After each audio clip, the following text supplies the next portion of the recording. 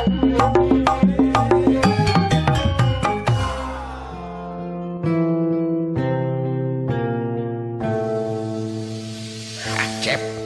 mesti lama ini dia euy. Lila tuh cek Mang Acep hadita bari jeung nyokot teko. Sok teko diteuneun atuh nulureun meja. Tuluy mangadang ngaluarkeun udud cekes atuh udud teh diseungeut. Turta Mang Acep ge sarua ngiluan udud dina peuting eta. Urang nompok-nompokeun ceuli kana bilik. Hayang kadenge naon omongan Mang Dadang anu nyurigakeun di rumah sakit tepikeun ka tepina ka lembur. Lain eta Dang. Aduh, eta musik ini bengek. Anger aing katularan ku si Ojoy. Bangek eta ti baheula teu cager-cager. Cek Mang Acep harita main jeung buri albun celik. Tenang Cep. Acep geus tong nyarios. Keuneh. Hakim anu mayunan adang. Nah, kieu lain masalah ya papanjang balat si Hakim. Cek Mang Acep harita jeung mululeng ka Mang Hakim. Kain kieu Cep. Maneh masih kana inget tuh Pak Hadi jeung Bu Mirda. Ingat atuh. Aing mah inget luka nyerian, inget luka perian. Aing mah dendam ka Bu Mirda jeung ka Pak Hadi. Cek Mang Acep harita bejeng engsod diukna ka hareup. Mang Adang tuluy neruskeun deui caritaanana. Hei kan, ayo urang mah jadi my brother lah. Urang mah kan tiluan bebarengan. Ngerti ente kan sebagai supirna Pak Hadi, urang sebagai supirna Bu Mirda.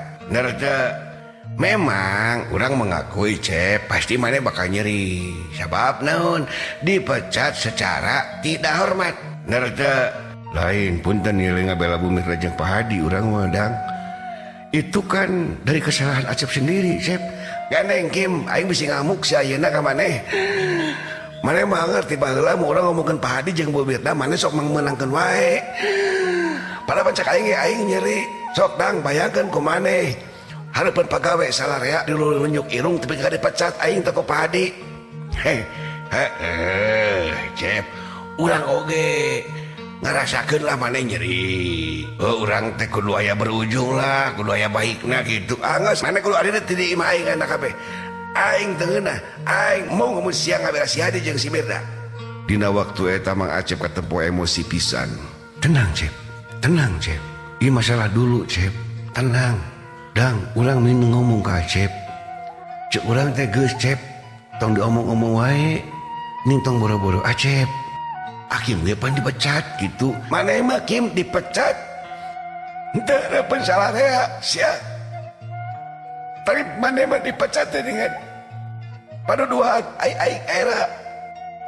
Cek Mang Acep harita bejeng ngecelakeun Cimata. Tetela geuninganan. Mang Acep teh urus supirna Pak Hadi salakina Bu Mirda. Dang kaperi aing tiela kanu ngaran si Hadi jeung si Mirda. Ku aing dilampiaskeun ka anakna teh pikeun ka ayeuna. Cep ngarasakeun lah maneh nyeri. Ngerti Dang maneh aya naon di sabenerna? Ieu teh kieu Cep masalahna teh. Urang keur di Jakarta Bu Mirda balik ka imahna. Bebeja ka urang. Mang Dang nganterkeun abdi Bandung. Ayo Bu, nit urang setuju sotewe. Sugan teh rek kadulurna di Bandung.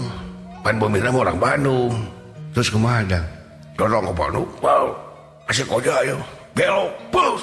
Weh, lancap badak. Gujuk. Urang kadinya. Si Denny weh. Aduh, luas aing. Apa-apa teu wau ka si Denny. Sabab naon? Cieun aya potolo patali jeung maraneh, sieun kabongkar maraneh kitu. Halus-halus teu naon. Tah terus kumaha? Ternyata Bu Mirda teh nabrak budak. Urang nyawa teh si Denny.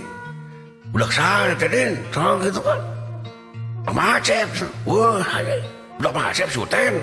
Nya Mang, gitu. Ai si Acep yuk. Sobat aing. Saya gitu Cep, nate. Ngerti luas yuk. Datang ke rumah sakit kudu di ICU. Kudu aya darah ti orang tuana, ti bapak kandungna, atau ti indungna, gitu. Nah si Denny ngomong, hayu aja cenah urang keruan bapana gitu. Urang dipolitikan di jalan wae, sih kabongkar ya masalahna gitu. Ngerti. Terus kumaha?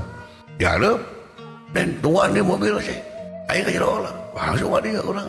Nah, intina maneh Cep kudu ke rumah sakit ayeuna. kan aing bingung mana pakai ngarepan Bu Mirda. Narta bagus. Ini situasi yang bisa dendam Acep terbalaskan. Kumaha Kim? Ini kesempatan Acep eukeur membalaskan dendam. Kumaha kitu Kim? Kan tapaleun budak Bu Mirda kan lain Uten ngaranna. Kan kumaneh teh budak Bu Mirda di ngaranan Uten.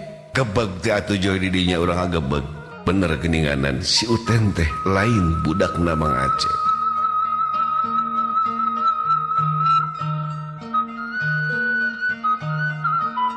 Terus kumaha Kim? Ya begini. Ini kan kecurigaan beredang. Oke, benar. Terus rumah kalau gua. Jangan seperti ini. Kita seperti nyokok karena sejarah negara luar.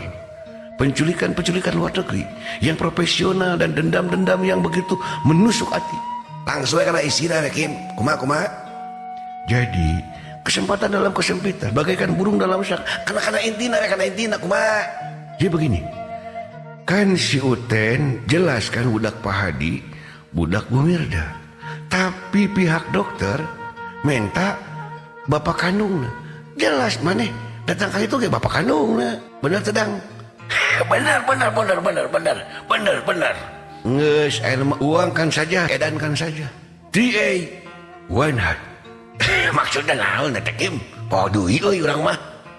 Tilu satu hati. Adang, Acep, Akim, baheula mah pemuda-pemuda tampan yang luar biasa. Terus kumaha Kim? Tongere Kim. Terus kumaha Kim? Dendam Acep akan terlunasi, Cep. Geus eta mah kieu. Adang, jig maneh karanca badak deui omongkeun ka Bu Mirda.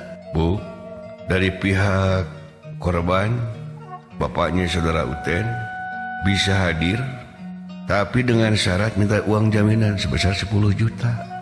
Dan tidak mau ketemu dengan orang yang menabraknya. Kalau ketemu sama orang yang nabraknya, diaut-aut ku aing gitu ngomongna. Setuju teman Cep. Setuju aing mah euy. Tapi Cep euy. Ayeuna teh si Uten teh kritis euy. Kan bae lah, geus aing mah teu peduli. Tapi kan ka si Uten eueuhna oge aing kan bae dara naon. Berarti hutang nyeri urang ka si Hadi, ka si Mirda lunas. Didinya urang joy pinuh ku rasa emosi kesel jeung keheul kan ngaran Mang Akim. Mang Acep jeung Mang Adang. Nyaah teuing dedeh teuing si Uten joy. Anu mang tahun-tahun dikalirukeun ku nu ngaranna Mang Acep. Tina korban gara-gara Mang Acep dipecat digawe. Tur tak kakeheul kageuleuhna dibikeun ka si Uten nu teu tuah teu dosa.